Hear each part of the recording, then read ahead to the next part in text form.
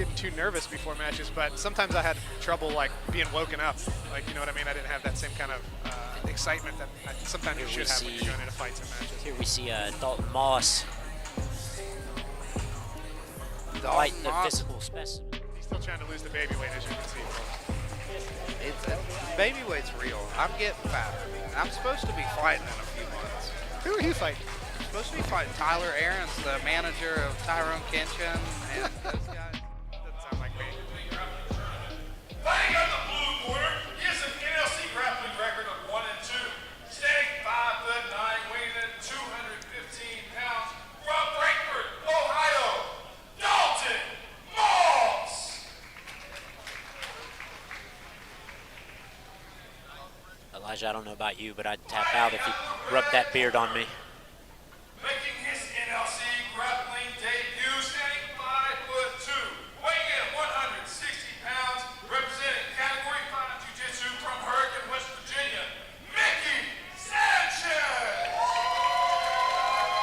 Nice reception. Yeah.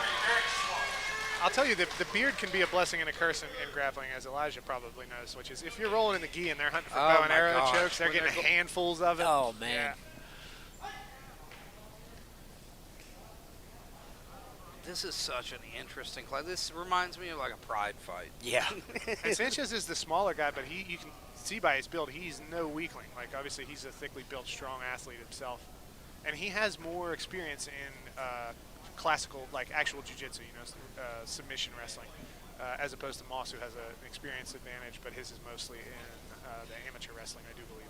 I know he's done some catch stuff, but Sanchez has been, you know, training pure jiu-jitsu for years. That's why I love this open weight tournament. You know, it's the spirit of old school jiu-jitsu where there are no weight classes. Yeah, it almost has like a K1 Grand Prix feel to it. You know, different styles, different sizes. And it's one of those things, too, where you'll see that sometimes technique is able to nullify the size advantage. We saw Sanchez have a decent attempt at a side. I know. It would have been incredible if he would have landed that trip. And you see that's a good way to deal with forward pressure, and I think that Dalton is comfortable giving forward pressure being the bigger man, but you see he stepped back after that because you can't, if you're driving forward pressure in when the other guy has a collar tie and a hand on the armpit, he will send you flying. You can see the experience of Sanchez. Yeah. The other thing that's nice is being the shorter guy, it doesn't weigh on him as much when Dalton get those heavy collar ties. I honestly feel like most guys that have grappled Dalton had already been down at that point. And we see him using that, he's trying to look to get an elevation to an outside heel hook attempt. This is the same entrance and finish that Zach looks did. tight. And he's got it, and that's it. He tapped it. Wow. Very, very quick. I believe Moss might be hurt, maybe. And that, you see, he got caught the same way as before. Yeah. And that's what one of the things, whenever you get that single butterfly hook, when you can elevate somebody forward and get their weight onto their hands, then you can throw that reaper All right, out. we have a winner with a heel hook in round 1, Sanchez.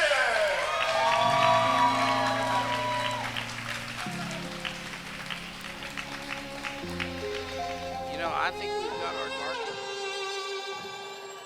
Say I'm good-hearted, but I'm just getting started. Got my eyes on the target.